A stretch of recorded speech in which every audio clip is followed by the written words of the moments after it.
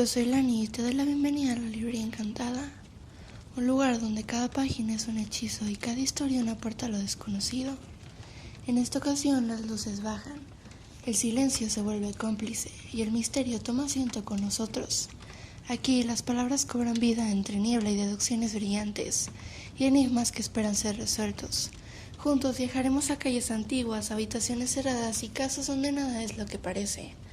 Así que toma asiento, prepárate una bebida, porque hoy nos adentramos en las aventuras de Sherlock Holmes, un libro escrito por Arthur Conan Doyle. Capítulo 3. Un caso de identidad. Querido amigo, dijo Sherlock Holmes mientras nos sentábamos a ambos lados del fuego en el alojamiento de Baker Street. La vida es infinitamente más extraña que cualquier cosa que la mente del hombre pueda inventar. No nos atreveríamos a imaginar las cosas que en realidad son simples hechos cotidianos de la vida.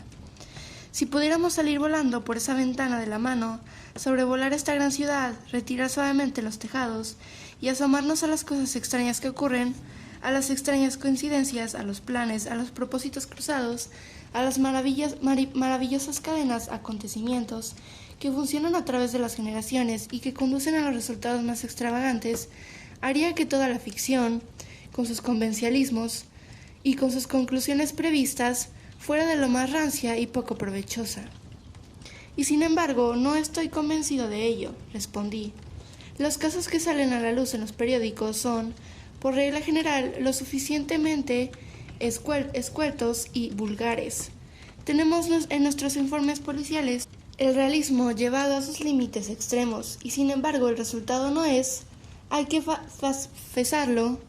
confesarlo, ni fascinante ni artístico.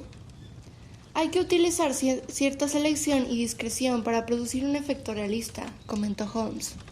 Esto falta en el informe policial, donde se hace más hincapié, quizás, en los tópicos del magistrado que en los detalles, que para un observador contiene la esencia fundamental de todo el asunto. No hay nada tan poco natural como los hechos cotidianos. Sonreí y negué con la cabeza. Puedo entender que piense así, dije. Por supuesto, en su posición de asesor no oficial y ayudante de todos los que están absolutamente perplejos, a lo largo de 3 continentes, usted está en contacto con todo lo que es extraño y bizarro. Pero aquí, recogí el periódico de la mañana del suelo. Vamos a poner la prueba en la práctica. Este es el primer título que he encontrado. La crueldad de un marido con su mujer. Hay media columna de letra, pero sé, sin leerlo, que todo me resulta perfectamente familiar. Está, por supuesto, la otra mujer, la bebida, el empujón, el golpe, la contusión, la hermana comprensiva o la casera. El más burdo de los escritores no podrá inventar nada más burdo. En efecto, su ejemplo es desafortunado para su argumento, dijo Holmes, tomando el papel y echando un vistazo a él. Se trató del caso de la separación de Dundas y, por casualidad, me ocupé de aclarar algunos pequeños puntos en relación con él. El marido era abstemio, no había otra mujer, y la conducta denunciada era que él había adquirido el hábito de terminar cada comida sacando su dentadura postiza y lanzándosela a su mujer, lo cual, como usted comprenderá, no es una acción que se le ocurra a la imaginación del narrador medio. Tome un pellizco de rape, doctor, y reconozca que le he dado un buen golpe con su ejemplo. Le tendió su tabaquera de oro viejo, con una gran amatista en el centro de la tapa. Su esplendor contrastaba tanto con sus formas hogareñas y su vida sencilla que no pude evitar comentarlo. Ah, dijo, me olvidé de que no te había visto durante algunas semanas. Es un pequeño recuerdo del rey de Bohemia a cambio de mi ayuda en el caso de los documentos de Irene Adler. ¿Y el anillo?, pregunté, echando un vistazo a un notable brillante que brillaba en su dedo. Era de la familia reinante de Holanda, aunque el asunto en el que le serví era de tal delicadeza que no puedo confesárselo ni siquiera a usted, que ha tenido la bondad de hacer la crónica de 1 o 2 de mis pequeños problemas. ¿Y tienes alguna mano ahora mismo?, pregunté con interés. Unos 10 o 12, pero ninguno que presenta alguna particularidad de interés. Son importantes, como comprenderá, sin ser interesantes. De hecho, he comprobado que, por lo general, es en los asuntos sin importancia donde hay campo para la observación y para el rápido análisis de causa y efecto que da el atractivo a una investigación. Los crímenes más grandes suelen ser los más sencillos, porque cuanto más grande es el crimen, más obvio es, por regla general, el motivo. En estos casos, salvo un asunto bastante intrigado, que me han remitido desde Marsella, no hay nada que presente rasgos de interés. Es posible, sin embargo, que tenga algo mejor antes de que pasen unos minutos, ya que este es uno de mis clientes o estoy muy equivocado. Se había levantado de su silla y estaba de pie entre las persianas separadas, mirando hacia la calle londiniense, de tonos neutros y apagados, mirando por encima de su hombro. Vi que en la acera de enfrente había una mujer grande con una pesada bufanda de piel alrededor del cuello y una gran pluma roja rizada en un sombrero de ala ancha que estaba inclinado a la manera coqueta de la duquesa de Devonshire sobre su oreja. Debajo de esta gran panoplia miraba de forma nerviosa y vacilante nuestras ventanas, mientras su cuerpo oscilaba hacia adelante y hacia atrás, y sus dedos jugueteaban con los botones de sus guantes. De repente, con una zambullida, como la del nadador que abandona la orilla, se apresuró a cruzar la calle, y oímos el agudo tañido del timbre. «He visto esos síntomas antes», dijo Holmes, arrojando su cigarrillo al fuego. La oscilación en la acera siempre significa una fare de cover. Le gustaría recibir un consejo, pero no está segura de que el asunto no sea demasiado delicado para comunicarlo. Y sin embargo, incluso aquí podemos discriminar. Cuando una mujer ha sido gravemente perjudicada por un hombre, ya no oscila, y el síntoma habitual es un hilo de timbre roto.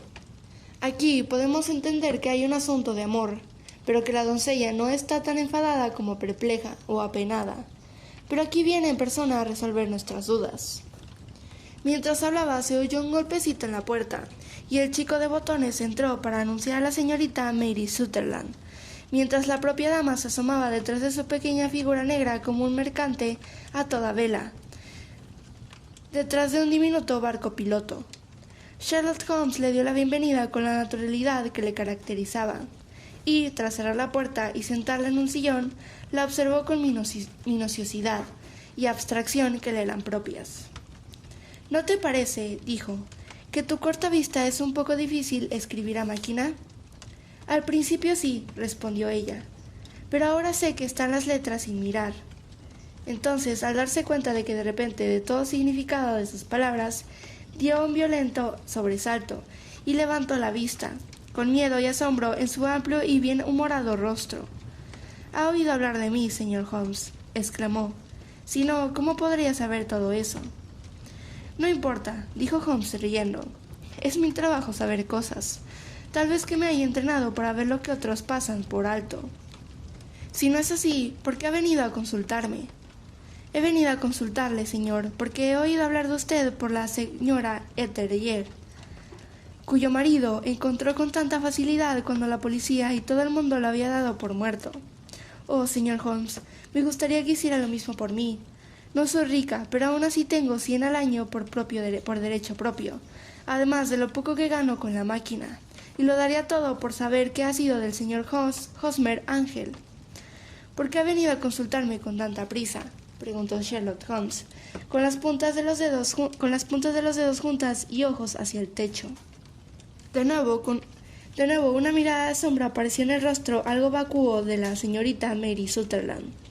«Sí, salí corriendo de la casa», dijo ella, «porque me enfureció ver la forma tan fácil en la que el señor Windibank, es decir, mi padre, se lo tomó todo. No quiso acudir a la policía ni usted, así que al final, como no quiso hacer nada y siguió diciendo que no se había producido ningún daño, me enfadé y seguí con mis asuntos, y vine enseguida a verle a usted». «Tu padre», dijo Holmes. «Tu padrastro, seguramente, ya que el nombre es diferente». «Sí, mi padrastro. Le llamo padre, aunque también suena raro, pues solo tiene 5 años y dos meses más que yo». «¿Y tu madre está viva?» «Oh, sí, mamá está viva y bien.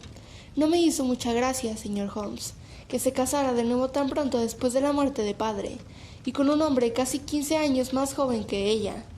Padre era fontanero en Tottenham Court Road y dejó un prolijo negocio, que madre llevó adelante con el señor Hardy, el capataz. Pero cuando llegó el señor Windibank, la obligó a vender el negocio, pues él era un hombre muy superior, ya que era un viajero de los vinos. Obtuvieron 4.700 libras por el fondo de comercio y los intereses, lo que no era ni lejos de lo que habría conseguido padre si hubiera estado vivo. Yo había esperado ver a Sherlock Holmes impaciente bajo esta narración farragosa e intranscendente, pero por el contrario había escuchado con mayor concentración de atención. ¿Sus pequeños ingresos?, preguntó, ¿salen del negocio? Oh, no, señor, es algo independiente y me lo dejó mi tío Ned Auckland. Está en acciones de Nueva Zelanda, que pagan el 4,5%. 2.500 libras era la cantidad, pero solo puedo tocar los intereses. Me interesa muchísimo, dijo Holmes. Y ya que saca usted una suma tan grande como 100 al año con lo que gana en el negocio, no cabe duda de que viaja poco y se da todos los gustos. Creo que una dama soltera puede arreglárselas muy bien con unos ingresos de unas 60 libras. Podría arreglármelas con mucho menos que eso, señor Holmes, pero comprenderá que mientras vive en casa no quiero ser una carga para ellos, y por eso tienen el uso del dinero solo mientras me quedo con ellos. Por supuesto, eso es solo por el momento. El señor Windibank cobra mis intereses cada trimestre y se los paga a mi madre, y me parece que me va bastante bien con lo que gano escribiendo a máquina. Me da 2 peniques por hora, y a menudo puedo hacer de 15 a 20 horas en un día. Me ha dejado usted muy clara su situación, dijo Holmes. Este es mi amigo, el doctor Watson, ante quien puede usted hablar con tanta libertad como ante mí. Tenga la amabilidad de contarnos ahora todo sobre su relación con el señor Hosmer Ángel. El rostro de la señorita Sutherland se ruborizó y se atusó nerviosamente los flecos de su chaqueta. Lo conocí en el baile de los instaladores de gas, dijo. Solían enviar entradas a papá cuando estaba vivo, y después se acordaban de nosotros y se las enviaban a mamá.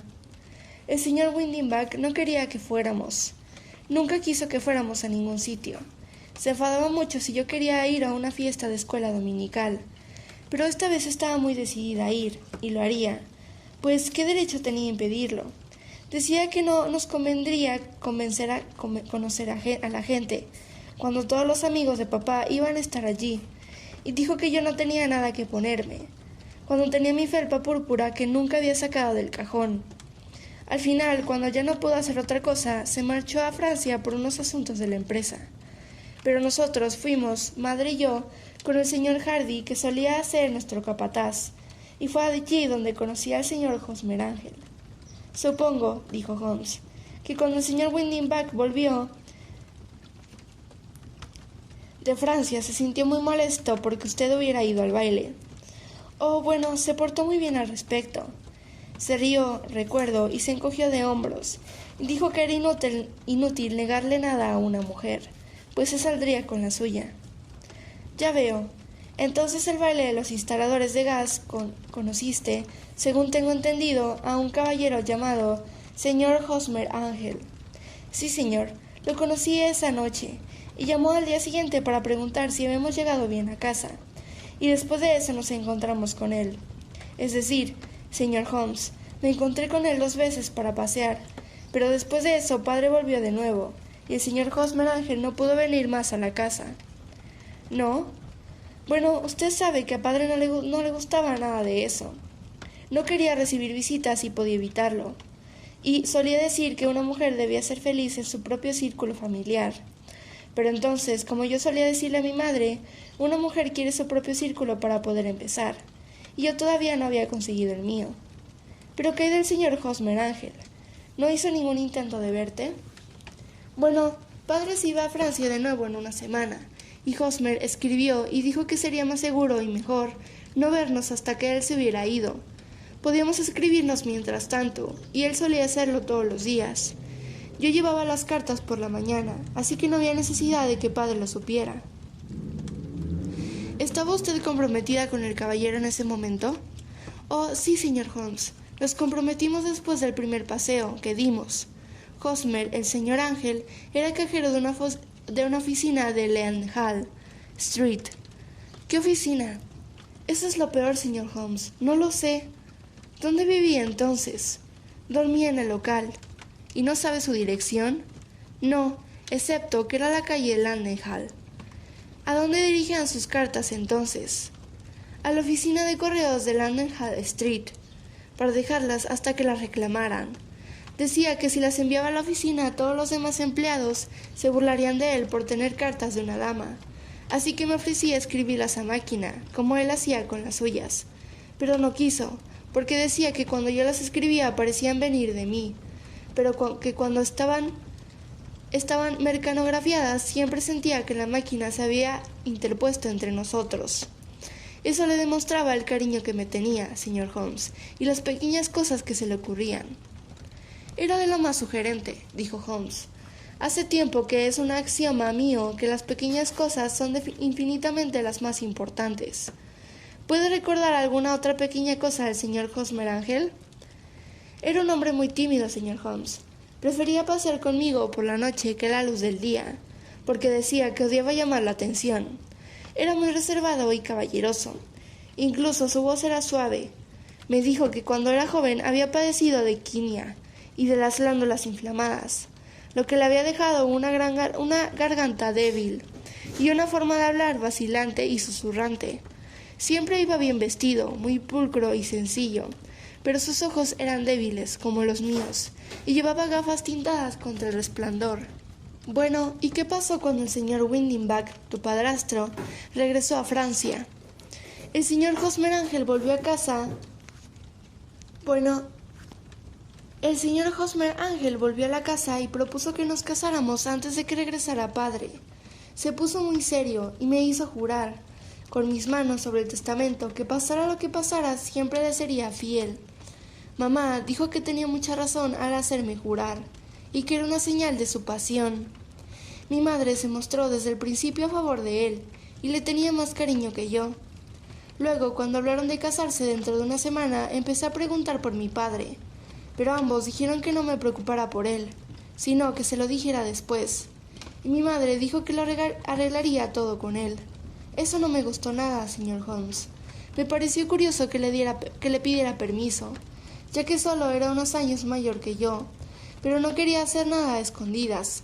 Así que escribí a padre a Burdeos, donde la empresa tiene sus oficinas francesas. Pero la carta me fue devuelta la misma mañana de la boda. ¿No la recibió entonces? Sí, señor, porque él había partido hacia Inglaterra justo antes de que llegara. ¡Ja! Eso fue desafortunado. Su boda fue organizada, entonces, para el viernes. ¿Iba a ser en la iglesia? Sí, señor, pero con mucha discreción. Iba a ser en el Street Saviour, cerca de King's Cross. Y íbamos a desayunar después en el Hotel Street Pancras. Hosmer vino a buscarnos en un carruaje, pero como éramos dos, nos metió a los dos en él, y se subió él mismo a un coche de 4 ruedas, que resultaba ser el único taxi que había en la calle. Llegamos primero a la iglesia, y cuando el coche de 4 ruedas se acercó, esperamos a que se bajara, pero nunca lo hizo, y cuando el taxista bajó de la cabina y comprobó que no había nadie, el taxista dijo que no podía imaginar lo que le había ocurrido, pues lo había visto entrar con sus propios ojos. Eso fue el viernes pasado, señor Holmes, y desde entonces no he visto ni oído nada que arroje la luz sobre lo que fue de él. Me parece que ha sido usted objeto de un trato muy vergonzoso, dijo Holmes. Oh, no, señor. Era demasiado bueno y amable para dejarme así. Durante toda la mañana me dijo que, pasara lo que pasara, yo debía serle fiel, y que aunque ocurriera algo imprevisto que nos separara, yo debía recordar siempre que estaba comprometida con él, y que él reclamaría su compromiso, tarde o temprano. Parecía un discurso extraño para una mañana de bodas, pero lo que ha sucedido desde entonces le da un significado. Ciertamente lo hace. Su propia opinión es, entonces, que le ha ocurrido alguna catástrofe imprevista. Sí, señor. Creo que previó algún peligro, pues de lo contrario no habría hablado así, y entonces creo que lo previó ocurrió. pero no tiene ninguna idea de lo que pudo ser. Ninguna. Una pregunta más. ¿Cómo se tomó tu madre el asunto? Se enfadó y me dijo que no volviera a hablar del asunto. ¿Y tu padre? ¿Se lo contaste? Sí, y parecía pensar conmigo que algo había pasado y que debía volver a saber de Hosmer, como él dijo. ¿Qué interés podía tener alguien en llevarme a las puertas de la iglesia y luego abandonarme? Ahora bien, si hubiera tomado mi dinero prestado o si se hubiera casado conmigo y tuviera mi dinero a su cargo, podría haber alguna razón, pero Hosmer era muy independiente en cuanto al dinero y nunca miraría a un chelín mío. Y sin embargo, ¿qué pudo haber pasado? ¿Y por qué no pudo escribir? Oh, me vuelve loca pensar en ello, y no puedo pegar ojo por la noche. Sacó un pequeño pañuelo de su manguito y comenzó a sollozar fuertemente en él. Voy a examinar el caso por usted, dijo Holmes, levantándose, y no me cabe duda de que llegaremos a algún resultado definitivo. Deje que el peso del asunto recaiga sobre mí ahora, y no deje que su mente siga dándole vueltas. Sobre todo, procure que el señor Hosmer Ángel desaparezca de su memoria, como lo ha hecho de su vida. Entonces, ¿cree que no lo volveré a ver? Me temo que no. Entonces, ¿qué le ha pasado? Dejará esa pregunta en mis manos. Me gustaría tener una descripción exacta de él y cualquier carta suya que usted pueda dar. Lo publiqué en el Chronicle del sábado pasado, dijo ella. Aquí está el resguardo y aquí hay cuatro cartas suyas. Gracias. ¿Y su dirección? Número 31, Leon Place, Camberwell. La dirección del señor Ángel nunca la tuviste, entiendo. ¿Dónde está el lugar del trabajo de su padre? Viaja para West House y Marbank, los grandes importadores de claret de Ferunch Street. Gracias. Ha hecho su declaración muy bien. Deje los papeles aquí y recuerde el consejo que le he dado. Deje que todo el incidente sea un secreto y no permite que afecte su vida. Es usted muy amable, señor Holmes, pero no puedo hacer eso. Seré fiel a Hosmer. Me encontrará preparada cuando vuelva. A pesar del absurdo sombrero y del rostro vacuo, había algo del noble en la sencilla fe de nuestra visitante que nos obligaba a respetarla. Dejó su pequeño fajo de papeles sobre la mesa y se marchó, con la promesa de volver cuando la llamara. Sherlock Holmes permaneció sentado en silencio durante unos minutos, con las yemas de los dedos todavía apretadas, las piernas estiradas delante de él y la mirada dirigida hacia el techo. Luego bajó del estante la vieja y aceitosa pipa de arcilla que le servía de consejera, y, tras encenderla, se recostó en su silla con las gruesas coronas de nubes azules girando hacia arriba, y una mirada infinita languidez en su rostro. Un estudio bastante interesante, el de esa joven, observó. La encontré más interesante que su pequeño problema, que por cierto es bastante trivial. Encontrará casos paralelos si consulta mi índice. En Andover en el 77 y hubo algo parecido en La Haya el año pasado. Sin embargo, por muy antigua que sea la idea, había uno o dos detalles que eran nuevos para mí, pero la propia doncella fue muy instructiva. Pareció leer en ella muchas cosas que para mí eran invisibles, comenté. No invisible, sino inadvertido, Watson. No sabías a dónde mirar, y por eso te perdiste todo lo importante. Nunca podré ser que se dé cuenta de la importancia de las mangas, de lo sugestivo de las uñas de los pulgares, o de los grandes temas que pueden colgar de un cordón de bota. Ahora, ¿qué has deducido de la apariencia de esa mujer? Descríbelo. Bueno, tenía un sombrero de paja de color pizarra, y ala ancha, con una pluma de un rojo ladrillo. Su chaqueta era negra, con abolorios negros cosidos sobre ella, y una franja de pequeños adornos de azabaches negros. Su vestido era marrón, más oscuro que el color café, con un poco de felpa púrpura en el cuello y las mangas. Sus guantes eran grisáceos y estaban desgastados en el dedo índice derecho. No observé sus botas. Llevaba unos pequeños pendientes de oro redondos y colgantes, y un aire general de ser bastante pendiente de manera vulgar, cómoda y despreocupada. Señor Holmes, Sherlock Holmes dio una palmada suave y se rió. Mi palabra, Watson, es que usted está muy acertado. Realmente lo ha hecho muy bien. Es cierto que ha pasado por alto todo lo importante, pero ha dado con el método y tiene un ojo rápido para el color. Nunca confíe en las impresiones generales, muchacho, sino concéntrese en los detalles. Mi primera mirada es siempre a la manga de una mujer. En un hombre tal vez sea mejor mirar primero la rodilla del pantalón. Como observa, esta mujer llevaba felpa en las mangas, que es un material muy útil para mostrar las huellas. La doble línea un poco por encima de la muñeca, donde la mecanógrafa presiona contra la mesa, estaba bellamente definida. La máquina de coser de tipo manual deja una marca similar, pero solo en el brazo izquierdo y en el lado más alejado del pulgar. En lugar de estar justo en la parte más ancha como era esta, entonces le mira la cara, y al observar la marca de las gafas al lado de la nariz, me aventuré a hacer un comentario sobre la vista corta y la escritura máquina, que pareció sorprenderla. Me sorprendió, pero seguramente era obvio. Entonces me sorprendió y me interesó mucho mirar hacia abajo y observar que, aunque las botas que llevaba no eran diferentes entre sí, eran realmente extrañas. Una tenía la puntera ligeramente decorada y la otra era lisa. Una estaba abrochada solo en los botones inferiores de los 5 y la otra en el primero, el tercero y el quinto. Ahora bien, cuando uno ve a una joven por lo demás pulcramente vestida, ha salido de una casa con unas botas extrañas, a medio abrochar. No es una gran deducción a decir que salió con prisa. ¿Y qué más?, pregunté, muy interesado, como siempre, por el incisivo razonamiento de mi amigo. Observé, de pasada, que había escrito una nota antes de salir de casa, pero después de estar completamente vestida, usted observó que su guante derecho estaba roto a la altura del dedo índice, pero al parecer no vio que tanto el guante como el dedo estaban manchados de pintura violeta. Había escrito con prisa, y había mojado demasiado la pluma. Debe haber sido esta mañana o la marca no quedaría clara en el dedo. Todo esto es divertido, aunque bastante elemental. Pero debo volver a los negocios, Watson.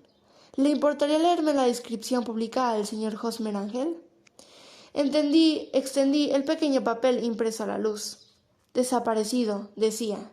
En la mañana del día 14, un caballero llamado Hosmer Ángel mide aproximadamente 1,60 m y 5 de estatura. Es de complexión fuerte. Tiene el pelo negro, un poco calvo en el centro, bigotes y barbas negras. Lleva gafas tintadas y tiene una ligera dificultad para hablar. Cuando se le vio por última vez, llevaba un abrigo negro forrado de seda, un chaleco negro, una cadena dorada de Albert y unos pantalones grises de Tweed Harris, con polainas marrones sobre botas elásticas. Se sabe que trabajaba en una oficina de Landenhall Street. Cualquiera que traiga... Eso es todo, dijo Holmes. En cuanto a las cartas, continuó, echando un vistazo a ellas, son muy comunes. No hay absolutamente ninguna pista sobre el señor Ángel, salvo que cita a Balzac una vez. Sin embargo, hay un punto notable que sin duda le llamará la atención. Están escritas a máquina, comenté. No solo eso, sino que la firma está escrita a máquina. Fíjese en el pequeño y pulcro Ángel Hosmer, que aparece al final. Hay una fecha, como ves, pero no hay ninguna superinscripción, excepto la de Landenhall Street, que es bastante vaga. El punto de la firma es muy sugerente. De hecho, podemos llamarlo concluyente. ¿De qué? Mi querido amigo, ¿es posible que no vea lo mucho que influye en el caso? No puedo decir que lo vea, a menos que quisiera poder negar su firma si se iniciara una acción por incumplimiento de la promesa. No, esa no era la cuestión. Sin embargo, voy a escribir 2 cartas que deberían resolver el asunto. Una es para una empresa de la ciudad. La otra es para el padrastro de la joven, el señor Windingback, preguntándole si puede reunirse con nosotros mañana a las 6 de la tarde. Es mejor que hagamos negocios con los familiares masculinos. Y ahora, doctor, no podemos hacer nada hasta que lleguen las respuestas a esas cartas. De modo que podemos dejar nuestro pequeño problema con el tintero por el momento.